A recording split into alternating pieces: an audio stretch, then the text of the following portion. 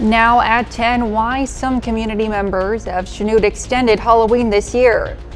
Plus, the Pittsburgh Public Library hosts a Land of Stories program in honor of Native American Heritage Month. And the local police departments hold a pancake fundraiser. The 4 states' most watched news starts now.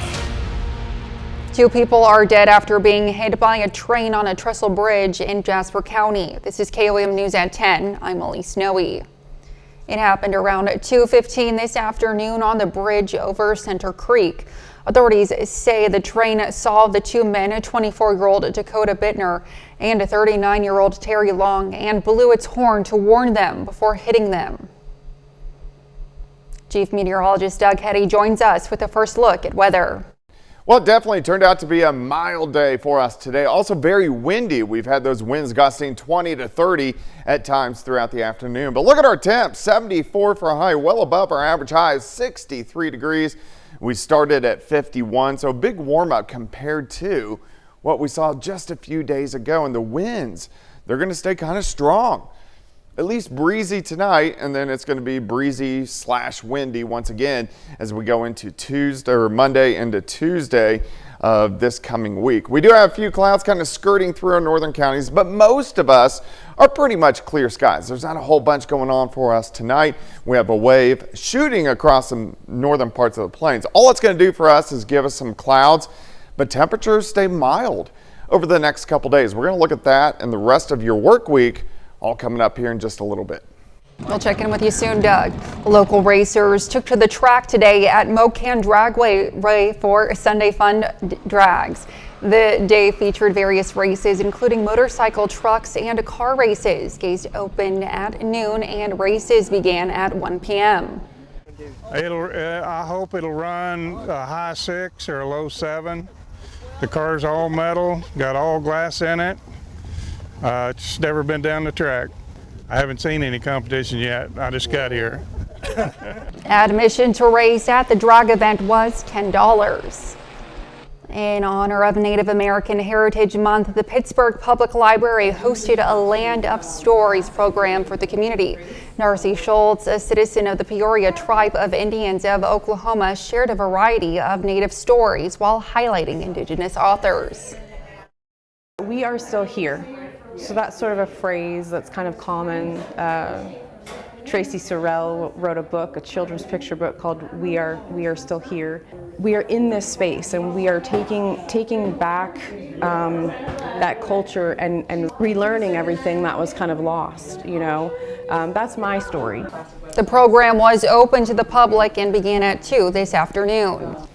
A young boy in Chanute spent Halloween night in the hospital suffering from cystic fibrosis. Now that he's feeling better, the community of Chanute helped him have a Halloween do-over. Here's KOM's Jasmine Knight with his story.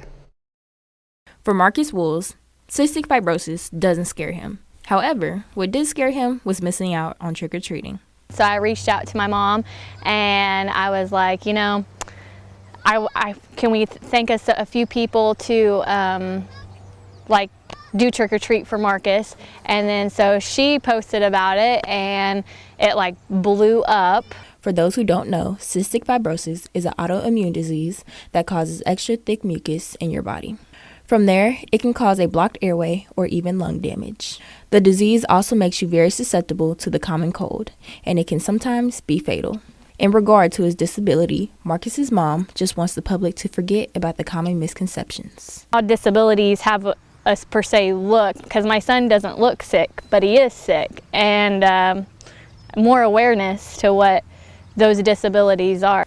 Disability or not, Marcus got to enjoy some fun trick-or-treating and even got his favorite candy. It's maybe like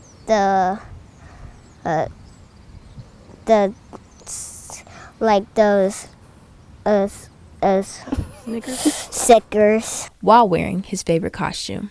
It's kind of like a little bit too big, except Say it's a Fortnite T-Rex? It's a Fortnite T-Rex and has a patch. And just like that, Marcus got to live out his Halloween dreams, thanks to a little bit of community support. Reporting in Chanute, Jasmine Knight, KOAM News. Marcus and his family say they are grateful for everyone that helped, and Marcus is so happy that he's out of the hospital so he doesn't have to get any more shots. Chanute High School's band and student government held a mattress fundraiser. Custom Fundraising Solutions of Wichita provided the mattresses, and proceeds are split between the two departments based on student shout-outs from visitors. The band plans to use the money to buy and repair equipment, while the government will use the money to host school-wide events. As a national company, we have raised over $50 million for student programs, doing our mattress fundraisers. And our location here in Kansas, we have raised over $500,000 for our local Kansas schools, and that is just our location. Our Kansas City location's done over $2 million. They've been open a little longer than we have. The band plans to use their funds to buy and repair equipment, while the student government will use the money to host school-wide events. Life is usually lived in color, and when a group of 5th grade students found out that wasn't exactly the case for one of their colorblind classmates, they took action.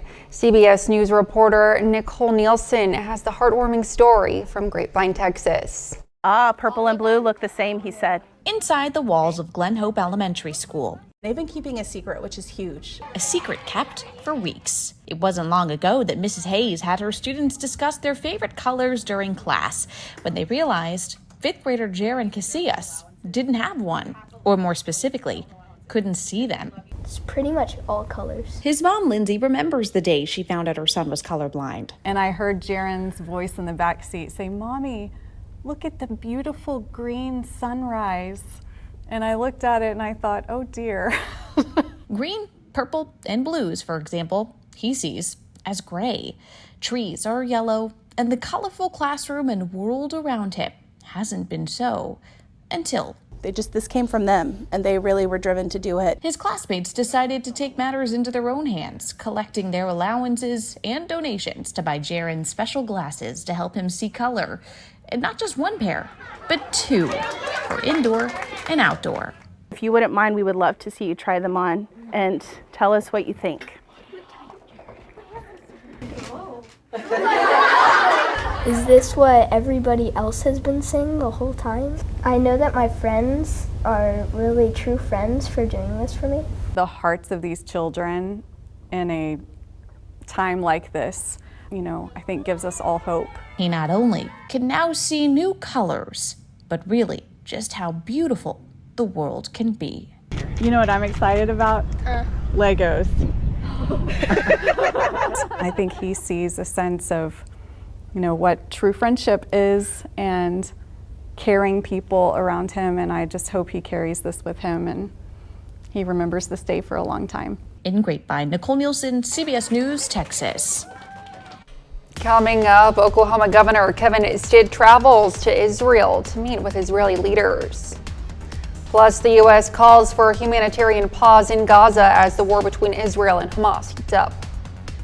Texas Governor Greg Abbott and Oklahoma Governor Kevin Stitt traveled to Israel to meet with Israeli leaders and express their support for Israel amid the war with Hamas. They met with Israeli Prime Minister Benjamin Netanyahu, Israel's president, and other Israeli officials in Jerusalem. Governor Stitt says he's never been more determined to stand with Israel and support their right to defend themselves. The U.S. is pushing for a humanitarian pause in Gaza as pressure from the international community mounts. Prime Minister Benjamin Netanyahu, meantime, stressed again today that Hamas terrorists need to release all of those more than 240 hostages they are holding in order for a pause to be considered. CBS's Christiane Benavides reports. Secretary of State Antony Blinken making unannounced stops during his Middle East trip, meeting with Palestinian Authority leaders in the West Bank and the Iraqi Prime Minister in Baghdad, as the U.S. pushes for a humanitarian pause to allow more aid to get into Gaza. This is a process. Israel's raised important questions about how humanitarian pauses would work. We've got to answer those questions. There is concern that the current conflict could turn into a regional war. New video shows Israeli defense forces carrying out raids in the West Bank. While inside of Gaza, fighting continues to rage along with Israel's bombing campaign. Hussam Zamlat is the Palestinian ambassador to the UK. Our president demanded an immediate ceasefire to the atrocious, murderous assault by Israel on our civilians, on our people. This is not a war against Hamas. It's clear since it started, it's a war against our people. Israel says hostages must be released for a ceasefire to be considered.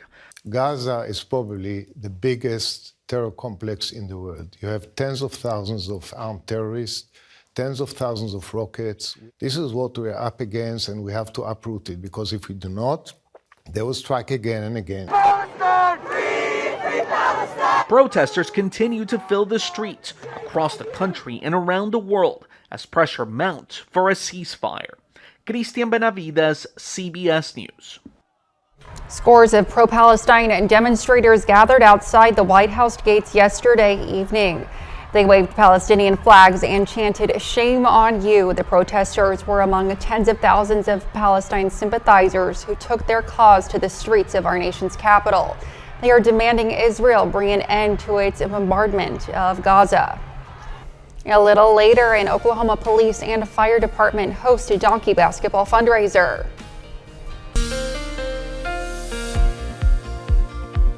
Well, I hope you had a great weekend. Temperatures pretty good over the weekend. A lot of clouds, but at least our temperatures into the 70s for afternoon highs Saturday, and also for us today. And we haven't had any rain, even though we've had the clouds. We still have a big deficit for this year, but at least the drought, the big picture, we put a nice little dent into it, which is good news, but we don't have any big storm systems heading toward us over the next couple days. Let's go outside downtown Joplin. We're looking at our Cornell Arts and Entertainment Complex live tower cam. Looks pretty good. We have partly cloudy skies outside. Of course, we're dry. Temperatures have been warm. Yesterday, we went near 70, which was pretty good. We only dropped into lower 50s during the morning hours. Of course, we lost that evening hour of daylight for us tonight as we fell back last night. But look at our highs into the mid 70s during the afternoon. Has been a little bit on the breezy side. Southerly winds kind of 5 to 10 to 15, but gusts at times upwards of about 20. Now, it's going to stay breezy tonight. It's going to stay breezy once again as we go through the daytime hours tomorrow, especially our southern counties. We're going to have those gusts 20 upwards to 25. Let's go into Tuesday. Everybody has at least southerly wind gusts, kind of 20 to 30. So just keep in the back of your mind that it's going to be kind of windy as we go through the next couple days. For us tonight, we slide back through the 60s, eventually down to 59, which is fairly mild. We start with sunshine back to 68 by 10 a.m., and there's not a whole bunch going on for us. We have some clouds kind of scooting right through our northern counties. Besides that, we look pretty good. We do have a storm system across the northern parts of the plains, but any rain, any snow is staying up across the Dakotas into parts of Minnesota. All we are seeing from that are just some clouds. So we are going to have kind of in and out of the clouds tonight, and then once again for us tomorrow. Another little system kind of building behind it, and this system will start to affect us Wednesday night into Thursday morning. It's going to drop a cold front through and kind of drop us back to reality by that point in time. All right, let's go through time. For us tonight, we're going to stop tomorrow morning. Here's about 6 a.m. 59 Monette, 60 at Grand Lake, 59 in Pittsburgh, Parsons, about 60 degrees. In and out of the clouds throughout the day, lower 70s by noon. I think most of us get mid to upper 70s, very similar to what we had today as we go into tomorrow afternoon. Tomorrow night, still kind of partly cloudy skies. You can see a few little showers trying to fire off in our far northern counties. So we can't, rule out a random shower in our northern counties, but most of you will stay dry. As we go into Tuesday afternoon, partly sunny skies, high temps into the upper 70s. So temperatures look great over the next couple days. 66 by 9, 76 by 1, 73 by 5 p.m. Temperatures stay above where we should be for this time of the year. 78 even on Wednesday. That cold front drops through, so a few morning showers Thursday, and then cooling down. It's not cold, it just cools us back down to where we should be. Highs mainly into the 60s Thursday, Friday, and then heading into this weekend. Elise? Thanks, Doug. Well, Kansas City Chiefs fans had the opportunity to watch the game while enjoying some breakfast this morning. Jasper, Newton, and Barton County Police Departments hosted a pancake fundraiser to raise money for their communities. The event was open to the public and was all you can eat for $10. Commerce, Oklahoma Police and Fire hosted donkey basketball in Miami yesterday and invited some rivals across the state line. Seneca, Missouri Police and Fire. The purpose of the event was to raise money for the Commerce Police Department to purchase new equipment. Some students from Commerce High Band also played in the final game of the night. Seneca was the winner, 4-2. Coming up in sports, a Carl Junction girls basketball player announces her commitment to play at the Division I level. Plus, the Kansas City Chiefs face the Miami Dolphins in Frankfurt, Germany. Brock Baldridge has the highlights and more.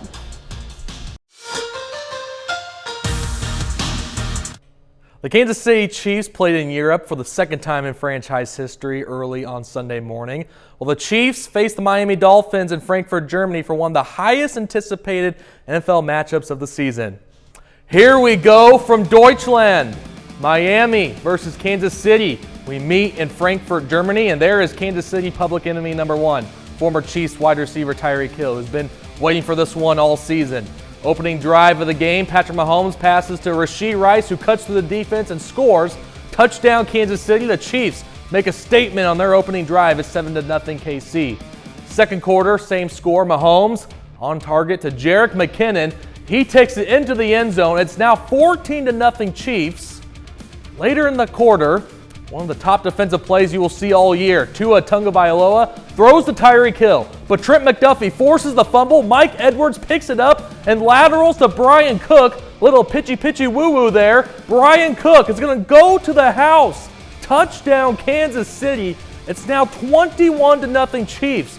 What did we just witness there? Tyreek Hill loses the ball. Great punch out there by Trent McDuffie and great awareness by Mike Edwards to lateral the ball to Brian Cook. Wow, Chiefs go into halftime leading 21-0, but no lead in the NFL is safe, especially against the Dolphins.